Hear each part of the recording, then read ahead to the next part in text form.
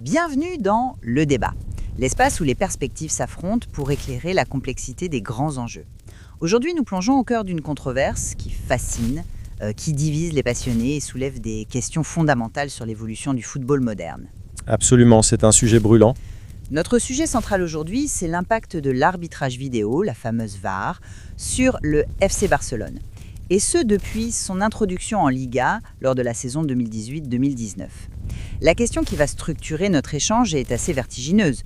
Le FC Barcelone a-t-il réellement souffert, plus que les autres clubs avec l'arrivée de cette technologie, ou est-ce que cette perception n'est au final qu'une puissante illusion, un écran de fumée masquant des réalités beaucoup plus profondes? C'est toute la question en effet, et c'est un débat passionnant. Pour guider notre réflexion, nous nous appuyons sur le document analytique très détaillé intitulé The VAR Effect, Analyzing FC Barcelone's Digital Era Arbitrations.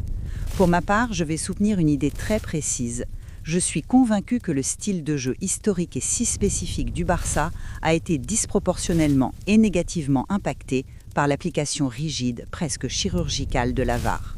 Et de mon côté, je viendrai m'inscrire en faux, je soutiendrai en m'appuyant sur les données de notre source que la VAR pénalise absolument tout le monde de manière égale sur le terrain.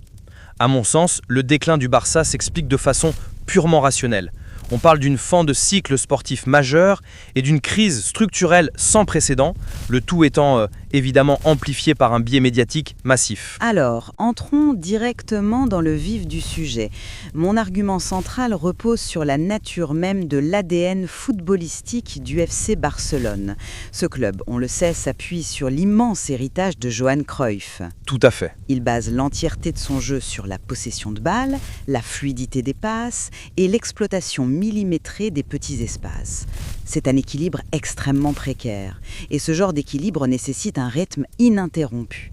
En fait, je pense que la VAR désavantage intrinsèquement cette approche technique. Je vois où vous voulez en venir, mais je vous arrête tout de suite sur cette idée d'un ADN qui serait, disons, la victime de la technologie. La technologie ne lit pas le nom sur le maillot. Elle ne fait qu'appliquer une norme universelle. Je veux dire, si un joueur est hors jeu d'1 centimètre, il l'est, que ce soit un joueur du Barça ou de n'importe quelle autre équipe, non ? Un bloc bas. Face à des équipes qui refusent le jeu, qui garent littéralement le bus devant leur surface d'une manière très compacte pour défendre, le Barça passe 70% de son temps dans le camp adverse. C'est le principe de la possession, oui. Exactement. Et que font ces défenses ? Elles utilisent de petites fautes tactiques, de légers accrochages, des tirages de maillots discrets pour casser le rythme.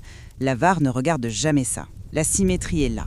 La vidéo est aveugle à ces petites fautes qui détruisent le jeu de possession étape par étape, mais elle va sanctionner un hors-jeu d'épaule ou annuler un but pour un contact minime dans la surface 3 minutes plus tard. C'est une double peine. D'accord, je comprends l'idée de la symétrie. C'est vrai que la VAR n'intervient pas sur les fautes au milieu du terrain, c'est dans le protocole. Mais franchement, toutes les équipes qui ont la possession affrontent des blocs bas. Manchester City, le Bayern Munich, le Real Madrid quand ils dominent un match. Ils font tous face à ces micro-fautes. Oui, mais... Et pourtant, ils continuent de gagner. Le problème n'est pas la technologie elle-même qui ciblerait sournoisement le Barça. Le vrai problème, c'est peut-être la manière dont les arbitres espagnols interprètent cette technologie pour l'ensemble de la Liga. Mais dire que ça détruit spécifiquement le jeu du Barça, c'est occulter le fait que la VAR ne fait que mettre en lumière des situations limites que l'équipe génère elle-même en jouant si haut. C'est un point intéressant. Et je vous rejoins sur le fait que l'interprétation des arbitres en Espagne joue un rôle majeur dans la confusion. Mais n'oublions pas l'aspect vital du rythme.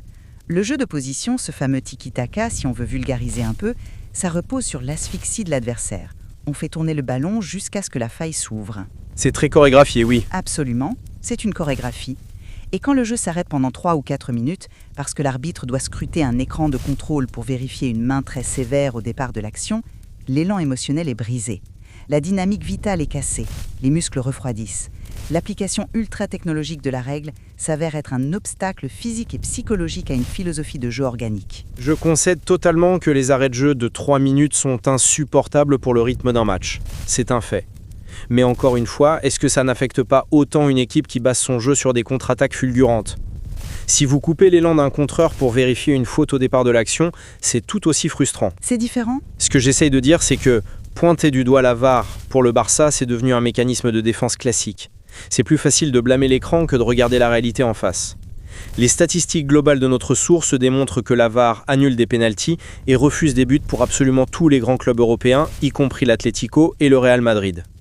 L'idée d'un ciblage ou même d'un désavantage philosophique ressemble fortement à une construction mentale. Une construction mentale. Pourtant, le ressenti des supporters et même des observateurs neutres à ce moment-là, au moment de l'introduction de la VAR, était très fort. Ce qui nous amène à un contexte historique qu'on ne peut pas ignorer. Vous vous souvenez sûrement de la période juste avant 2018. Je vois très bien de quoi vous allez parler. Le Barça dominait outrageusement la décennie et il y avait cette petite musique de fond, souvent alimentée par les supporters adverses, disant que le club était excessivement protégé par les arbitres. Ah oui, le fameux Vilarato, le grand complot pro-Barça dont parlaient les journaux madrilènes, on s'en souvient tous, oui. Exactement. Et là, boum, la VAR arrive. C'est un choc systémique. Soudainement, dès la saison 2018-2019, on assiste à une augmentation très nette des pénaltys sifflés contre le Barça et à une multiplication de leurs buts annulés. Ça donne vraiment l'impression pour beaucoup que la VAR a agi comme un outil de rééquilibrage punitif. Un rééquilibrage. Oui, c'est ce contraste brutal, cette transition d'une époque de domination où chaque décision litigieuse tombait souvent du bon côté, à une époque de sanctions strictes qui alimente légitimement le sentiment d'un acharnement. Ce n'est pas juste de la paranoïa, ce sont des faits statistiques qui coïncident avec l'arrivée de la machine. Non, là il faut qu'on arrête avec cette idée de rééquilibrage ou de punition. Je n'y crois pas une seule seconde. Attribuer ce changement statistique à une volonté, même inconsciente, du corps arbitral de faire payer le Barça grâce à la vidéo, c'est une lecture purement émotionnelle des événements. Faisons preuve de logique. Démontrons cela par les faits. Je vous écoute. Pourquoi le Barça est-il concédé plus de pénaltys ? Pourquoi y a-t-il eu plus d'interventions défavorables de la VAR à cette période précise ? Ce n'est pas parce que la machine voulait se venger ou corriger l'histoire. C'est parce que l'équipe s'est considérablement affaiblie sur le terrain. Vous parlez du vieillissement de l'effectif ? Bien sûr. Regardons la réalité sportive abordée dans le document. Le club arrivait à la fin de son époque dorée. L'effectif subissait un vieillissement massif. Pensez au milieu de terrain, pensez à la défense. Une équipe plus âgée presse beaucoup moins bien. Et quand le contre-pressing n'est plus efficace dans le système barcelonais, que se passe-t-il ? Le bloc recule. Voilà. Vous perdez le ballon dans des zones beaucoup plus dangereuses. Vos défenseurs centraux, qui n'ont plus la même vitesse de course qu'il y a 5 ans, se retrouvent pris dans le dos par des attaquants rapides. Ils sont en retard sur l'action et ils sont contraints de commettre des gestes désespérés dans leur propre surface de réparation. Je vois ce que vous voulez dire. Plus de situations défensives urgentes, ça égale mathématiquement plus de fautes potentielles dans la surface et donc plus de révision vidéo. Exactement. C'est mathématique, c'est structurel. Ajoutez à cela les changements constants d'entraîneurs à cette période, qui ont complètement déséquilibré la structure tactique de l'équipe. Et par-dessus le marché, on a la profonde crise financière qui frappe l'institution de plein fouet, empêchant le recrutement de jeunes joueurs capables de courir pour compenser les lacunes des anciens. Les statistiques arbitrales défavorables, ces fameuses décisions de la VAR, ne sont que le symptôme clinique de cette dégradation sportive globale. Ce n'est pas la cause de leur chute, c'est simplement la fin d'un grand cycle sportif. Ce n'est pas un complot des machines. Pour être bien clair, je ne parle pas de complot.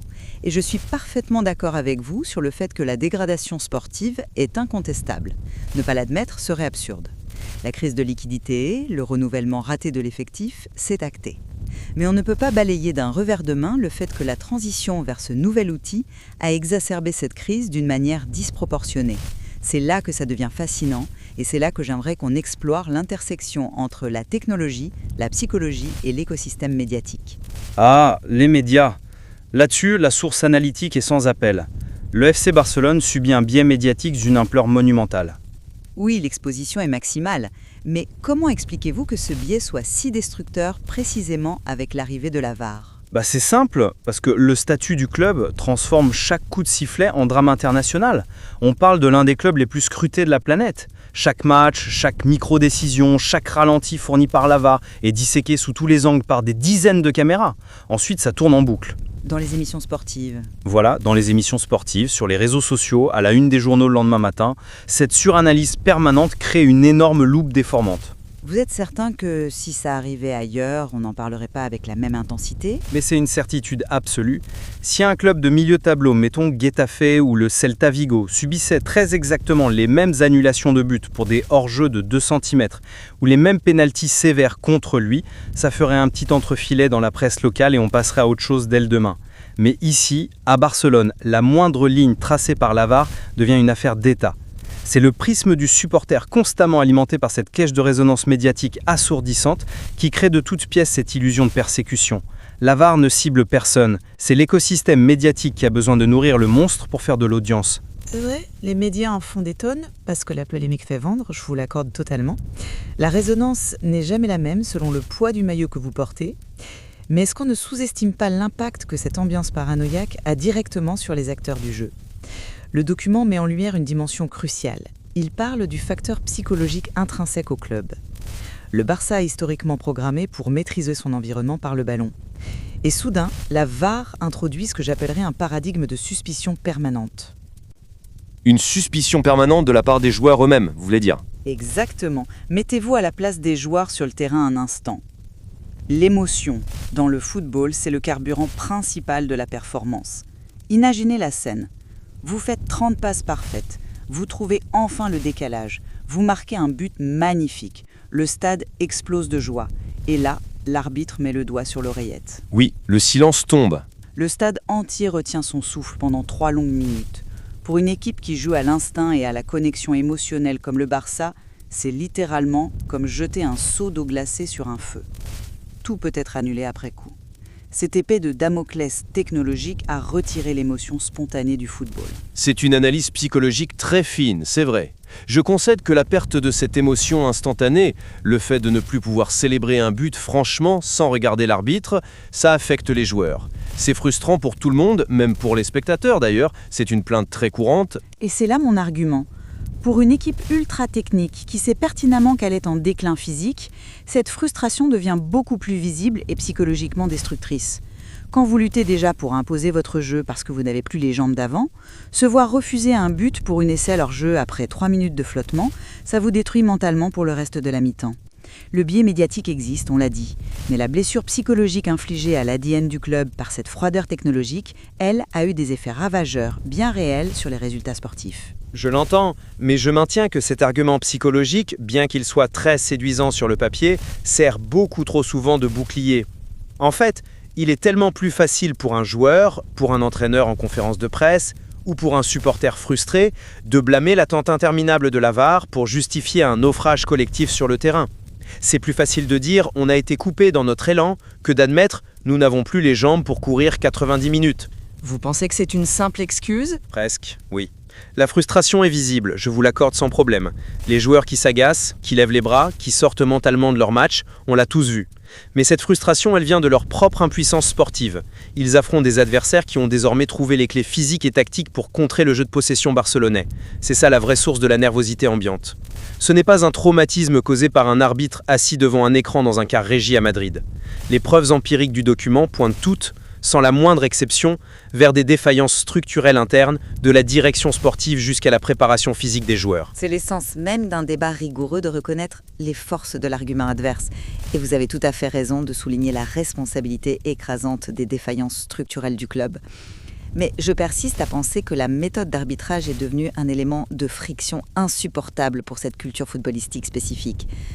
L'incapacité de la VAR à juger le contexte global d'un match, par exemple ce fameux contraste où l'on ferme les yeux sur 30 micro-fautes tactiques pour ensuite sortir la loupe sur un contact léger dans la surface de réparation, ça modifie la nature du rapport de force. Et ce changement technologique non écrit a percuté le Barça au moment très précis de son histoire où il était le plus vulnérable. Mais c'est justement cette vulnérabilité absolue qui brouille totalement les pistes aujourd'hui. Quand un géant de ce sport commence à vaciller de l'intérieur, tout élément extérieur nouveau est perçu comme le coup de grâce fatal. C'est humain, c'est une réaction classique. L'introduction de la VAR et le déclin du Barça partagent exactement la même temporalité. Cette fameuse saison 2019-2019 marque le grand basculement pour les deux. Mais attention, en analyse de données, la corrélation n'implique pas la causalité. C'est le piège classique, oui, je vous l'accorde. Exactement. Les erreurs d'arbitrage, qu'elles soient en faveur ou en défaveur du Barça, elles existaient bien avant 2018. La technologie a simplement tenté de les réduire ou de les uniformiser. que l'interprétation par les arbitres espagnols soit parfois confuse, hachée, qu'elle manque de fluidité, c'est un fait établi que personne ne nie autour de cette table, mais franchement, attribuer la chute d'une dynastie sportive qui a dominé le monde entier à un simple outil d'assistance vidéo, c'est occulter les conséquences vraiment désastreuses d'une gestion de club totalement défaillante et d'un renouvellement générationnel qui a été dramatiquement raté. Je crois que nous avons bien fait le tour de la question et nos auditeurs ont désormais tous les éléments en main pour juger de la pertinence de nos arguments. Il est temps de synthétiser nos positions à la lumière de ce que nous venons de décortiquer ensemble. Je vous en prie. De mon côté, je maintiens mon cap.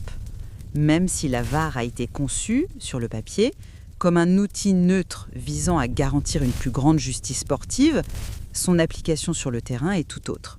Elle est millimétrique, saccadée et parfois totalement aveugle au rythme naturel du jeu. Cette rigidité est fondamentalement en friction avec l'ADN de possession du Barça. L'interruption constante des actions et la pénalisation de détails microscopiques ont créé un préjudice réel pour une équipe qui ne vit que par la fluidité, la confiance et le mouvement continu. La technologie n'a pas seulement modifié les règles du jeu, elle est venue heurter de plein fouet une philosophie entière. Et pour ma part, en conclusion, je réitère que lorsqu'on regarde froidement les faits, toutes les preuves objectives pointent vers une crise purement sportive, institutionnelle et financière. La VAR est universelle, elle intervient partout et elle sanctionne absolument tous les clubs, de Madrid à Londres en passant par Munich. Blâmer l'arbitrage vidéo pour la perte d'hégémonie du Barça, c'est au fond un immense mécanisme de défense psychologique. C'est une construction narrative qui a été massivement amplifiée par une presse sportive qui se nourrit de la moindre polémique. La chute du club était de toute façon inévitable, en raison du vieillissement naturel de ses cadres historiques et d'une politique sportive interne désastreuse. Malgré nos divergences substantielles sur ce qui a réellement causé ce basculement, je note quand même des zones de convergence assez passionnantes dans notre échange. Nous nous accordons tous les deux sur un point majeur. L'introduction de la VAR a fondamentalement modifié la relation psychologique que nous avons tous au football, qu'on soit acteur sur le terrain ou simple observateur en tribune. Le remplacement partiel de la grande émotion spontanée par cette atmosphère de suspicion permanente est une réalité indéniable. Et de plus, nous sommes bien obligés de constater ensemble que l'arrivée de cette technologie a chronologiquement coïncidé de manière troublante avec un changement d'équilibre historique très net en Liga. Tout à fait. C'est fascinant de voir comment l'ère numérique du football a changé jusqu'à la façon dont nous expérimentons ce sport émotionnellement. Et le cas du Barça en est sans aucun doute l'illustration la plus complexe et la plus riche à analyser. Ce qui nous amène à notre réflexion finale. Ce débat montre bien à quel point il est toujours crucial d'aller au-delà des statistiques de surface. Comprendre comment une nouvelle norme technologique interagit avec les réalités sportives, les contraintes économiques et surtout la fibre émotionnelle d'une institution historique, ça exige beaucoup de nuances. Nous suggérons vivement à nos auditeurs de plonger dans le document source pour se forger leur propre opinion sur cette épineuse question. Est-ce que la VAR réduit réellement les injustices ou ne fait-elle au final que déplacer le problème vers de toutes nouvelles zones de subjectivité ? La réponse est loin d'être évidente et c'est précisément ce qui rend l'analyse de ce sport si captivante. Merci d'avoir partagé votre expertise, vos contradictions et cette discussion rigoureuse. C'était un réel plaisir d'avoir pu confronter ces différentes perspectives avec vous. Le football, particulièrement quand on l'analyse à ce niveau de profondeur, mérite vraiment toute notre exigence intellectuelle. Absolument. Merci à toutes et à tous d'avoir pris le temps de suivre cet échange. Continuez d'interroger ce que vous voyez, d'analyser le jeu et de regarder toujours un peu au-delà des apparences. À bientôt.